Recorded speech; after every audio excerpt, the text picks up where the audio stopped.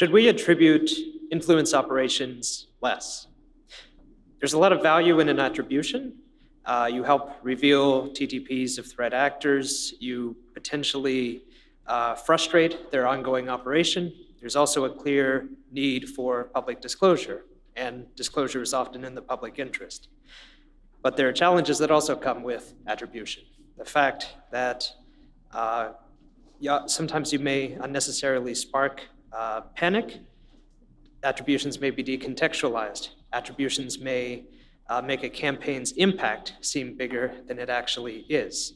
So this is a careful balancing act to navigate. So at the Digital Forensic Research Lab of the Atlantic Council, this is a question that we've spent the last 2 election cycles tracking. In addition to our work identifying, exposing, explaining disinformation campaigns, we've also been tracking the act of attribution itself. The entities that make these attributions, the evidence that they bring to the table, and then the public attention that particular attributions garner. And this really is a team effort. I'm very pleased to be joined. My name is Emerson Brooking, I'm Director of Strategy at DFRLab. Very pleased to be joined by Dina Sadek, Resident Fellow at the DFRLab, and Max Rizzuto, Research Associate. So it's a team effort, and I'm excited to turn it over to Max to talk more about our methodology and the tool that we've developed. Over to you, Max. The Foreign Interference Attribution Tracker is a project from the DFRLab, which builds off of is available at interference2024.org and builds off of a project the DFRLab did in 2020 at interference2020.org. I'd highly recommend you go check them out. For a case to be included in our data set, it needs to involve foreign interference or foreign malign influence, primarily conducted through digital means.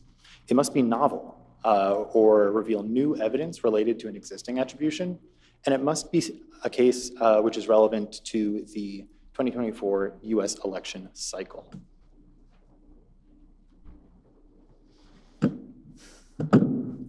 Our dataset was built using intercoder reliability, and we experimented this time using artificial intelligence to assist in that process. A primary coding was conducted by a human, and then a secondary coding was done by Claude via the Anthropic API and some AWS piping. Finally, a tertiary reconciliation process was done by another manual reviewer to just make sure that there were 2 sets of eyes on every attribution that went into our data set. The taxonomy that we used consists of 63 variables, which attempt to cover the methods, tactics, actors, platforms, and impact of a given attribution. And of those 63 variables, 18 are used to describe the credibility of a specific attribution. The credibility scale remains totally unchanged since our 2020 project, which has led to us experimenting with the similarities that the 2 data sets may share. We're able to overlay, or at least compare, the data sets from 2020 and 2024 and come to some interesting findings about the role of government attributions and how that's changed between those 2 election cycles.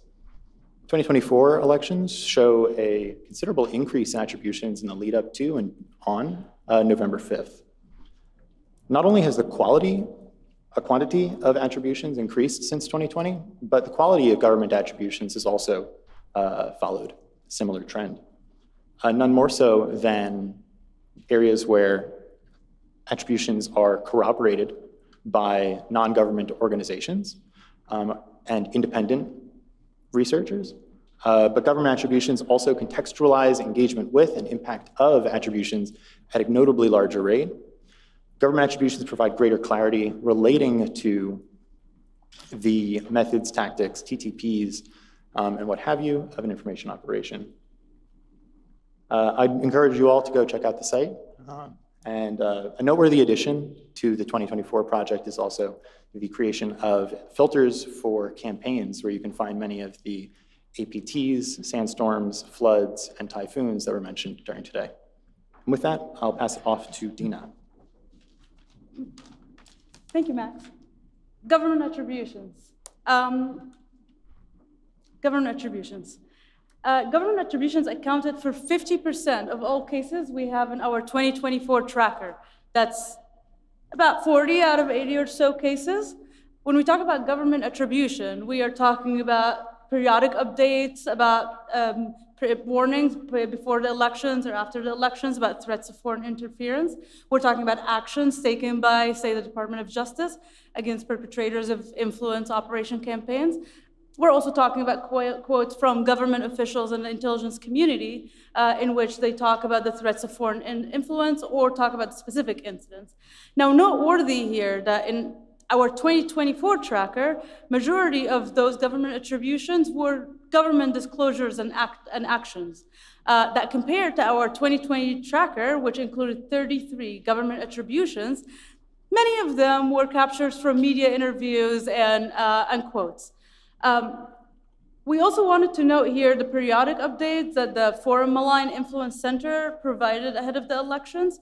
While they were certainly helpful in shedding light and providing warnings about what to anticipate during and lead up to the elections and even post-elections day, they lacked the specificity that we saw in other government disclosures and action in which they refer to specific actions, they took specific actions against specific actors for specific reasons. All that to say is that this time around we have seen faster, more actionable movement in government issuing disclosures.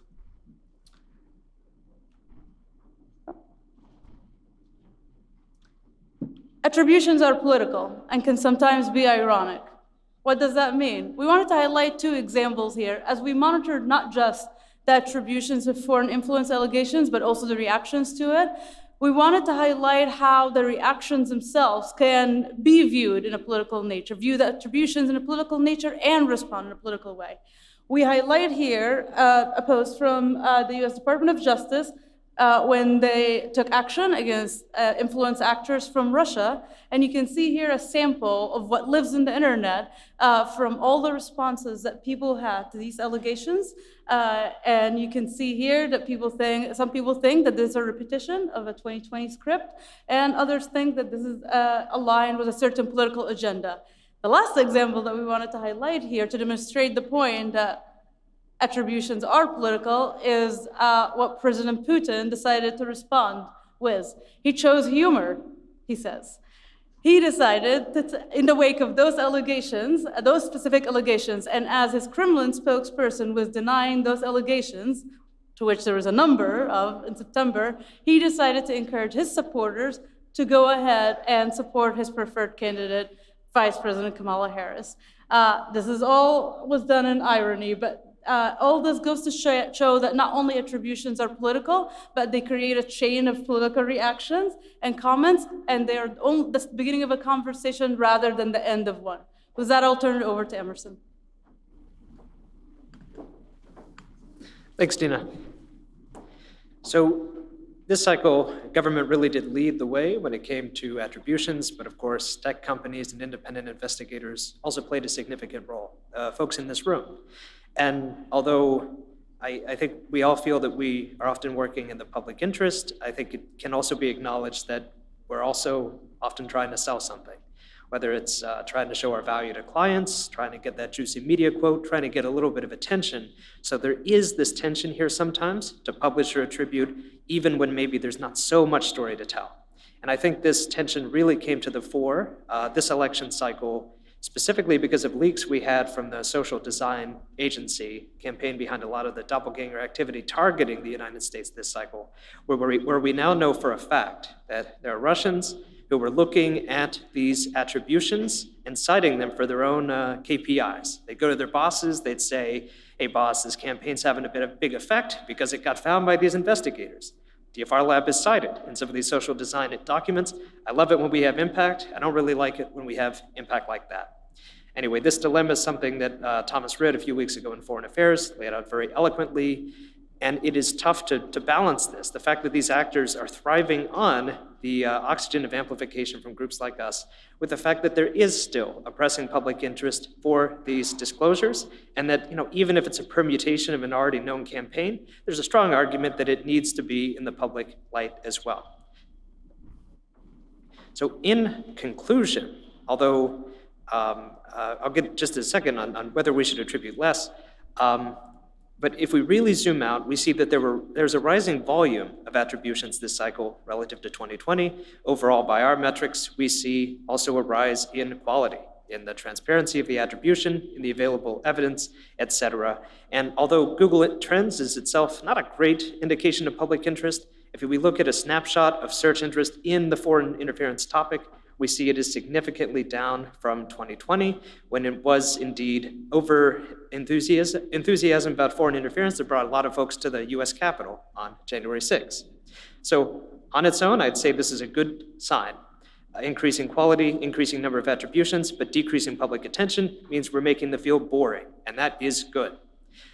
Some things to fix. However, I'd also note that this thing that we have now, the system that's developed really since 2016, it didn't emerge out of whole cloth. It emerged because there was a lot of fear after the 2016 US election. There was an opacity by the government at the time. There were a lot of unknowns. And so a lot of what we have today developed as a result of that. And I also want to note that it looks like the direction we're heading is likely back toward that opacity, back toward a system where unfortunately, it's going to be the work of companies, the work of nonprofits that really keep making this information available to the public. So should we attribute less? Probably. Will we miss what we have? Almost certainly. Thank you.